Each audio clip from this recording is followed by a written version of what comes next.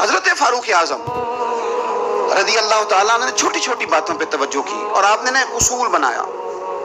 ایک اصول آپ کو یہ مل جائے گا، ابن جوزی علیہ رحمہ نے اس کو لکھا ہے. حضرت عمر فرمایا کرتے تھے کہ حکومت چونکہ میری ہے تو ذمہ داری بھی. یہ نہیں فرماتے تھے کہ اداروں سے پوچھوں گا، متعلقہ آدمی سے پوچھوں گا، یہ نہیں فرماتے تھے.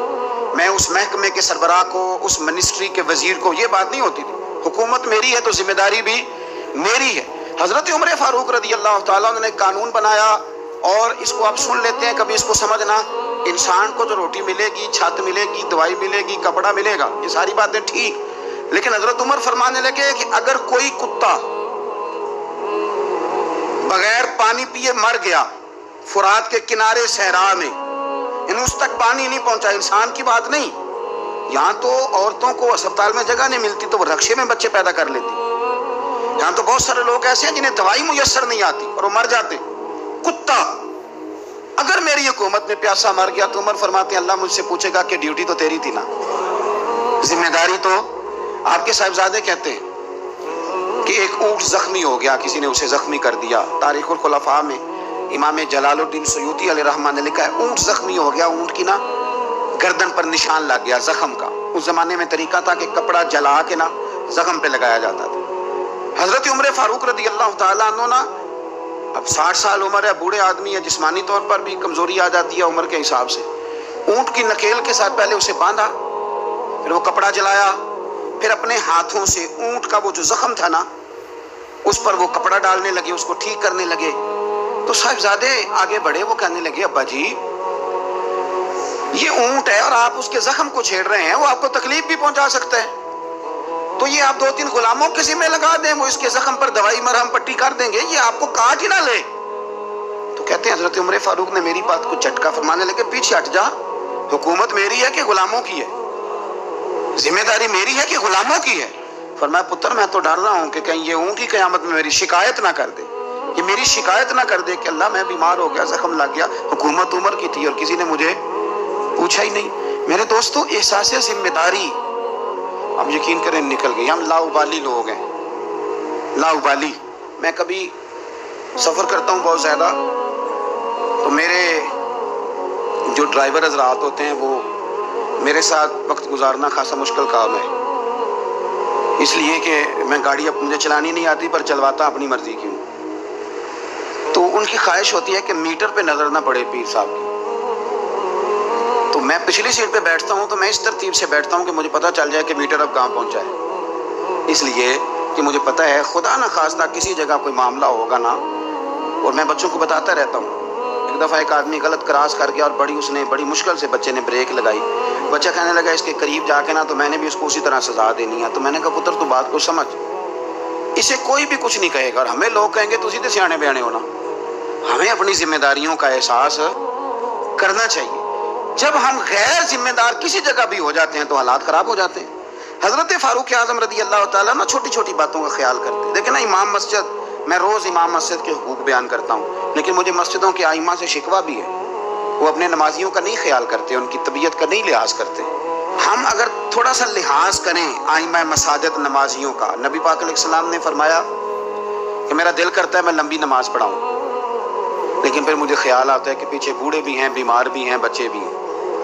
میرا دل کرتا ہے لیکن میں لوگوں کی تکلیف کو دیکھتے ہوئے نماز مختصر پڑھاتا ہوں. ائمہ مساجد اگر تھوڑا سا غور کریں، پیار کریں لوگوں کے ساتھ تو مسجد کے اندر ایک خوبصورتی والا ماحول.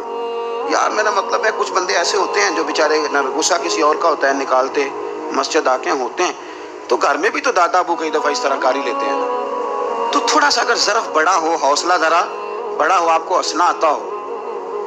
نبی پاک صلی اللہ علیہ وسلم اکیلے بیٹھتے تھے تو متفکر بیٹھتے تھے، اکیلے ہوتے تھے تو سوچتے تھے، اکیلے ہوتے تھے تو سوچتے تھے. میری بات پہ غور کرنا، اکیلے ہوتے تھے تو سوچتے تھے، اور جب لوگوں کے بیچ بیٹھتے تھے تو ہنستے تھے.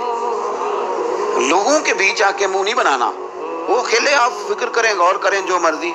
اکیلے بیٹھتے تھے تو حضور تفکر کرتے تھے، لوگوں میں آتے تھے تو مسکرا کے آتے تھے. تو حضرت عمر فاروق اب 24 لاکھ مربع میل کا حکمران اور ہزاروں لوگ جس کے پیچھے نماز پڑھیں، وہ ایک ایک بندے کا خیال کرے، ممکن نہیں ہوتا.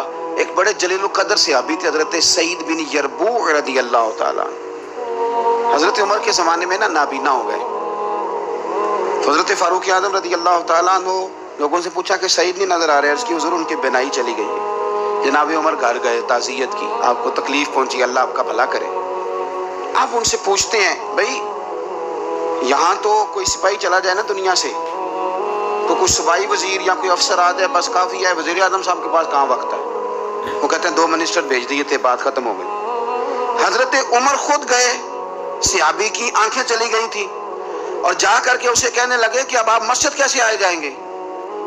انہوں نے کہا حضور یہ تو میرے لیے بڑی تکلیف والا معاملہ ہے, نابینا ہو گیا ہوں, تنہا تو جا نہیں سکتا, قربان جاؤں سیدنا فاروق اعظم پر. حضرت عمر فاروق رضی اللہ تعالیٰ عنہ نے ایک بندے کی باقاعدہ ڈیوٹی لگائی.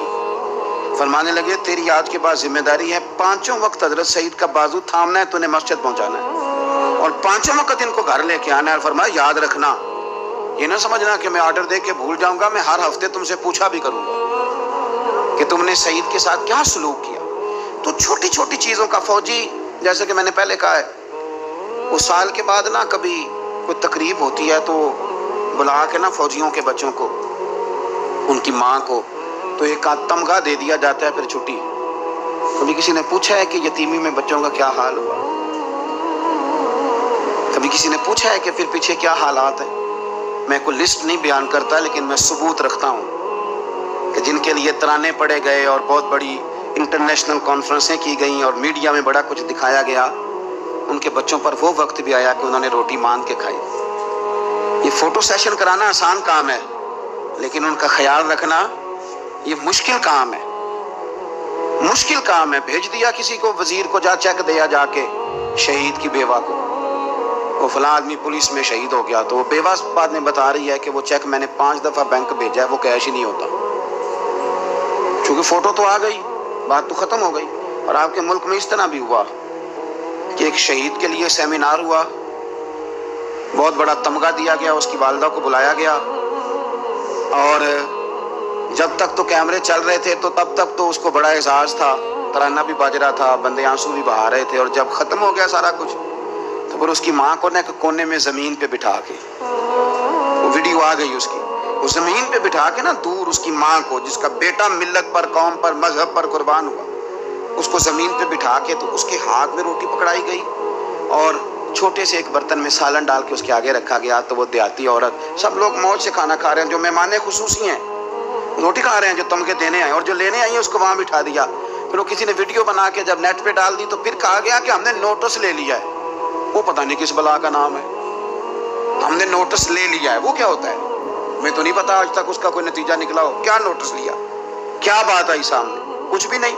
وہ جی پتہ کر رہے ہیں, وہ 2-4 بندوں کی کمیٹی بنا دی ہے, وہ کمیٹی خیال کرے گی. کیا صاحب آپ بات کرتے ہیں؟ آؤ میں آپ کو نبی پاک علیہ وسلم کے اس شاندار غلام کی بات بتاؤں. صحیح بخاری میں حدیث, صحابہ کہتے ہیں حضرت عمر فاروق رضی اللہ تعالیٰ عنہ کے پاس ایک خاتون روتی ہوئی آئی, کہنے لگی خامد میرا شہید ہو گیا اور 4-5 بیٹیاں چھوڑ گیا, تو گھر میں تو بکری کا کھور بھی نہیں, کوئی چیز نہیں کھانے پینے کے لیے. فاروق اعظم رضی اللہ تعالیٰ عنہ نے کمیٹی نہیں بنائی, چیک نہیں دیا, وہ ایک اچھا سا اور ایک خوبصورت سے پیکج کا اعلان نہیں فرمایا, بلکہ فاروق اعظم نے ایک اچھا تازہ تگڑا اونٹ مال غنیمت کے اونٹوں میں سے لیا, اور 2 بوریاں اپنے ہاتھوں سے اچھے راشن کی بھری, اس کے اندر ڈھیر سارے نقد پیسے بوریوں میں ڈالے, اور وہ دونوں بوریاں اونٹ کے اوپر اپنے ہاتھوں سے, بخاری پڑھ رہا ہوں, ان کی رسیاں باندھی. پھر اس عورت کے ہاتھ وہ لگام تھمائی اور اسے کہا پتر میں نے تجھے اتنا مال دے دیا ہے کہ جب تک یہ ختم ہوگا نا انشاءاللہ تب تک تیرے حالات بھی اللہ بدل دے گا, تیرے دن بدل جائیں گے جب تک یہ ختم ہوگا. وہ خاتون جانے لگی تو آپ فرمانے لگے بیٹا اونٹ نہیں واپس بھیجنا, یہ بھی تیرا ہی ہے, دے دیا تجھے. اب چلے گئی وہ خاتون. تو صحابہ کہتے ہیں ہم نے پوچھا کہ جناب آپ تو بڑے کفایت شعار ہیں, آپ تو بڑی بانٹ کے چیزیں دیتے ہیں, تو آپ نے اس بچی کو اتنا کچھ دے دیا اور بیک وقت دے دیا, اور واقعی بہت زیادہ دے دیا, اور نقدی پیسے بھی دے دیے. حضرت عمر فرمانے لگے تم نہیں نہ جانتے, میں جانتا ہوں. یہ میرے نبی پاک کے صحابی حضرت خفاف بن ایمار رضی اللہ تعالیٰ عنہ کی صاحبزادی ہے. اور میں نے حدیبیہ کے مقام کے اس کے باپ کو حضور کی خدمت کرتے دیکھا ہے، میں نے انہیں جنگیں لڑتے دیکھا ہے، اس کے باپ کو، اس کے بھائی کو۔ فرمایا وہ تو بچی آئی ہے تو میں تمہیں کیا بتاؤں، مجھے تو تکلیف شروع ہو گئی ہے کہ اسے آنا کیوں پڑا ہے، خدا کے بڑھ کے میں کیوں خدمت نہیں کر سکا، اسے آنا کیوں پڑا۔